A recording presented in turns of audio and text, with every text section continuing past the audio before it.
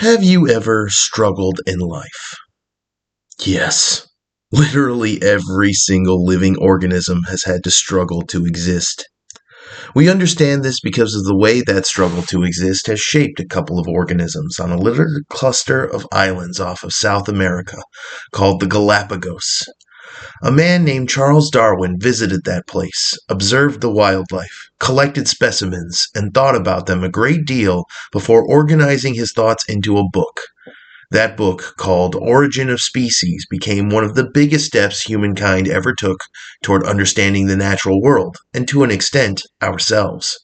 All thanks to a few plucky birds and some turtles, beetles, and a few other species Darwin considered, the finches of the Galapagos. You've probably heard of the Galapagos finches in your biology class, back in grade school or high school. This is because the struggle to exist has shaped groups of these finches in such a way that their characteristics became clues to Darwin that led him to pivotal conclusions. For one, even though they were all finches, they had unique traits that made them more suited to a specific strategy for survival, what we know today in common scientific terminology as a niche. For another thing, it was obvious that they all descended from a common ancestor population of finches that immigrated there from the main body of South America. The finches of the Galapagos face struggles that virtually every organism does, and unraveling the mystery of how those struggles shape them has increased our understanding of every species of living organism on the planet, including ourselves. What are some struggles you think finches might face? Yes, indeed, there are many. I will focus on the following three: limited food sources, competition, and hybridization. When Darwin first began observing the finches of the Galapagos, he not only didn't realize they were all subgroups of the same species, he didn't even realize they were finches. He thought he had collected wrens and warblers in a variety of species. It was only later that he realized that they were all finches with different traits. One of the traits that diverged most among them was their unique beak shapes. He realized that they had developed these specialized beaks in order to capitalize on food sources in their environment.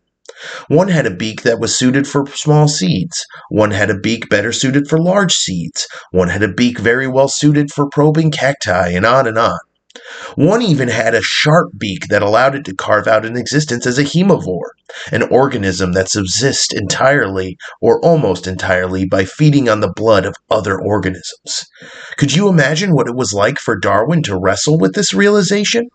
The excitement he must have felt when the reason why these unique characteristics existed among what was essentially a single species when their ancestors first arrived on the island started to come into focus. Darwin had to think about his observations a lot. Nothing in the contemporary science of the age could explain them very well. So he broadened his search. It was ironically essays on economics and history that helped him unearth the answer. He realized that these different traits had emerged due to populations of the original ancestor species from the mainland competing with one another.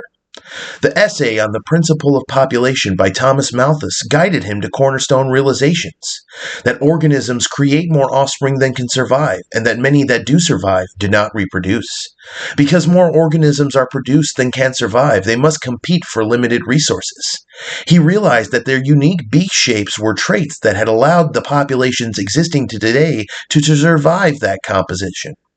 Darwin called this competition the struggle to exist. What traits have helped us, both as humans and individuals, survive this constant struggle for existence? Certainly, the fact that we are capable of caring for one another, that we can be motivated by feelings of conscience, compassion, and companionship has been an important factor. And in the same way that we can overlook our differences and feel these things for one another despite our contrasting heritages, finches on the Galapagos have done the same, producing new species even as a result of hybridization between existing species. In fact, a new cactus finch hybrid species has emerged even within the last few years. Motivated by the struggle to mate and reproduce, finches have been able to overlook arbitrary lines of division and come together to produce robust and diverse offspring and families that have withstood the test of time. The struggle to exist has shaped us all, and we understand it as well as we do because a man got curious about these birds. The way the struggle to exist shaped them through limited food sources, competition, and hybridization is a mystery we continue to auspiciously unravel even to this day.